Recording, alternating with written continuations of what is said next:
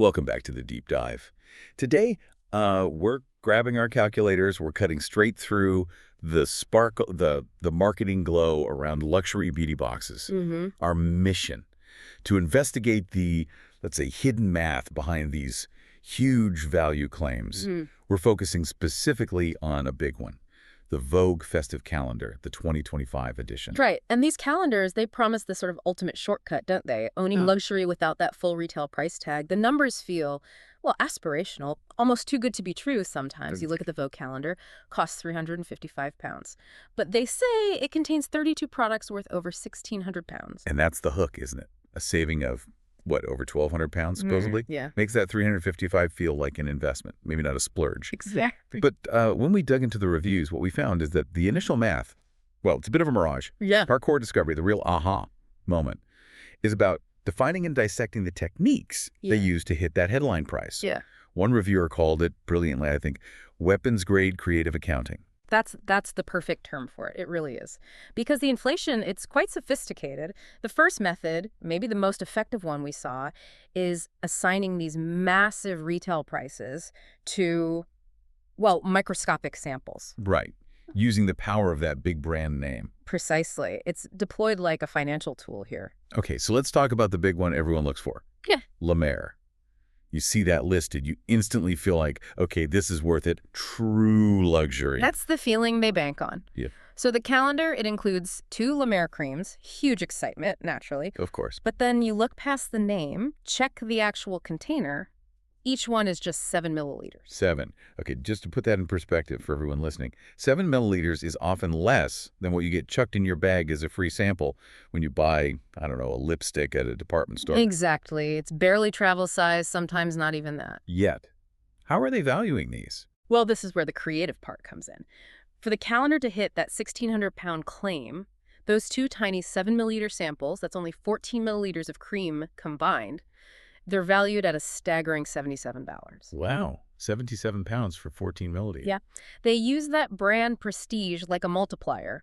It artificially inflates the worth. Because if they valued it realistically based on the tiny volume, the whole 1,600 pounds calculation would just collapse instantly. That valuation is, well, it's shocking. Yeah. And it feels even more, maybe, deceptive when the calendar advertises that 29 of the 32 products are supposedly full size. Right.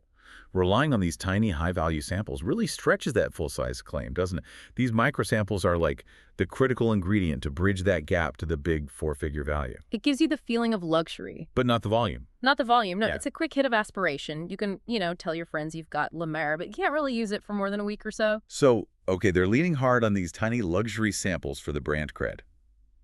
What's the next trick? How do they stack up the other hundreds of pounds needed to hit that massive 1,600-pound target? Well, that brings us neatly to the second major inflation tactic, padding. Padding the product count with accessories that, frankly, have very little to do with core beauty products. Accessories. Yeah. The source material we looked at described the whole curation as genuinely chaotic. And these non-beauty things, just expensive-sounding products thrown together, basically, to hit a number. Okay, that description, value inflation wearing a designer costume, feels pretty apt then. If I'm spending over 300 quid on a beauty calendar. You want beauty products. Exactly. Premium skincare, makeup, maybe decent hair care. What kind of accessories are we actually talking about here? What do they toss in? It's an odd mix, really. There's a cashmere beanie, some jewelry, wellness devices, a Moschino bag charm, and a hair clip. A beanie, a bag charm. Yep. When you start throwing in random wearables and sort of lifestyle bits and pieces, the purpose shifts, doesn't it? It's not beauty curation anymore. It's just numerical justification. And the valuation on these, I mean, if they're supposed to be luxury accessories, they need to carry some serious weight in that total 1,600-pound figure. Oh, they carry theoretical weight, all right. That Moschino bag charm, that single item is valued at over 200 pounds. 200 pounds for a bag charm. Right. And then there's an 89-pound concept, the body sleep mask, tucked in near it. These items seem to exist purely to bump up that total claimed value. Okay, but here's the crunch. What about the quality? Because this is where it often falls down, right? Multiple reviewers, you mentioned? Exactly. This is critical. Multiple reviewers looking at this year's and previous Vogue calendars flagged quality control issues. Big time. Like what? Did the stuff live up to the supposed price tags? Not really, no. Reports mention jewelry looking quite different and sort of cheaper than the website photos. Socks that develop baubles, like almost immediately after minimal wear. Widespread complaints about the cashmere beanie feeling poor quality, metal necklaces feeling cheap, insubstantial.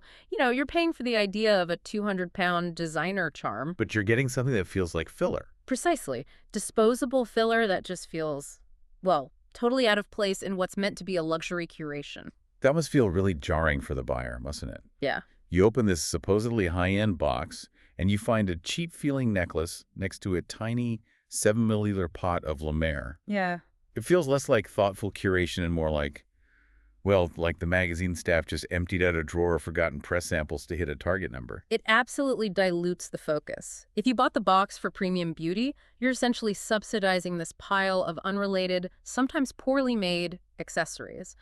Also, the marketing team can slap 1,600 pounds on the advert. It's the easiest way to stack the numbers, I suppose, without actually including 1,600 pounds worth of high-demand beauty. Exactly. Much easier than sourcing more full-size, high-end creams people actually want. Okay, let's shift gears slightly. There's a third, more subtle tactic here. We're calling it the price perception tax. This is about using brands that are actually well-regarded, maybe even excellent, but widely available and budget-friendly, and sort of charging a luxury premium for them just because they're in the Vogue box. Yeah, that's a good way to put it. Yeah. We're talking here about some Korean skincare brands like Biowan's and Duty of Joseon. Now, it's important to stress that the sources were clear. These are considered excellent brands. Right. High-quality, effective stuff. Definitely. Well-regarded in the beauty community. No question about the quality itself. So if the quality is good, what's the actual issue for the person buying the calendar? Isn't maybe a nice introduction to good K-beauty?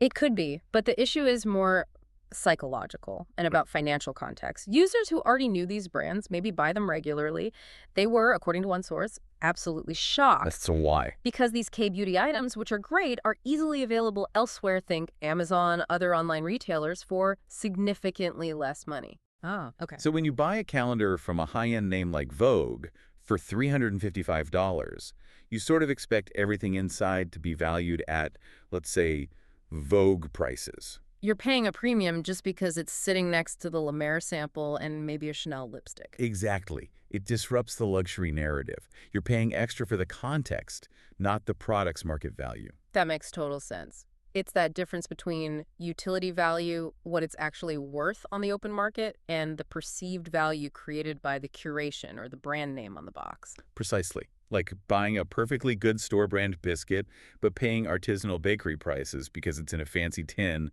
next to imported chocolates. Yeah, good analogy.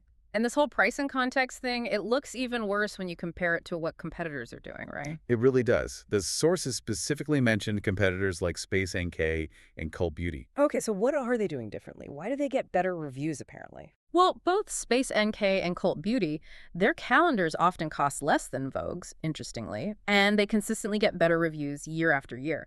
The key difference seems to be trust. Trust. How so? They seem to offer more full-size products from brands people actually want.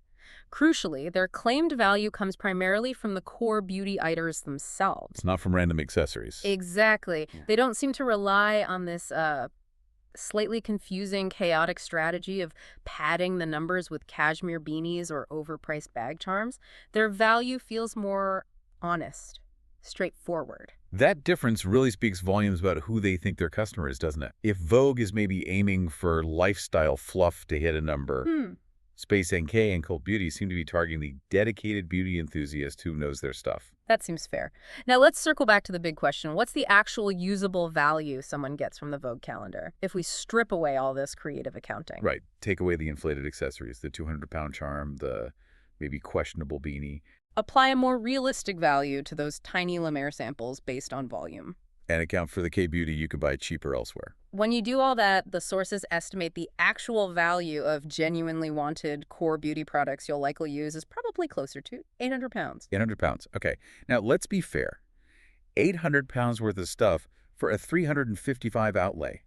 That's still really good math, isn't it? It is. Should buyers even care that the initial claim was £1,600? They're still getting more than double their money's worth? Huge win, no. And that's the clever trap, isn't it? It reframes the whole thing. It shifts the argument from, am I getting good value, which you probably are at £800, to, was I misled about the scale of the value? Ah, And for a $355 luxury purchase, trust matters. Trust in the curation, trust in the advertised scale of luxury. That massive gap, 50% between the claimed £1,600 and the maybe £800 of usable stuff, that's the real cost of the creative accounting. it's the price of the marketing spin. Exactly. They used complex maths to get you excited and make the purchase, not necessarily honest curation to deliver lasting value. So, bringing it back to the overall verdict from the sources we looked at, this isn't an outright scam, no one's saying that, but it is absolutely using creative accounting. Yep.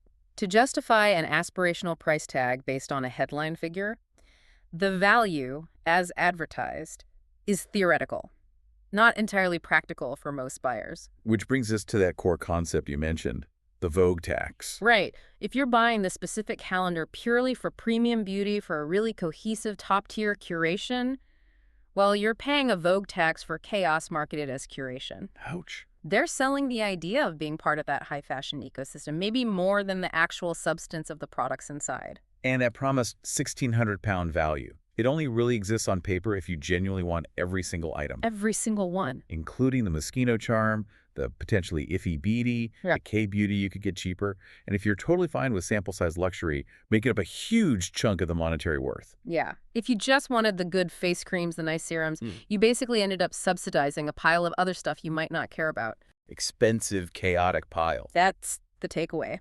What this deep dive really highlights is that crucial difference between claimed value, which is pure marketing, designed to trigger that impulse buy based on a big number, and utility value, which is the actual worth to you of the products you genuinely want, need, and will actually use up.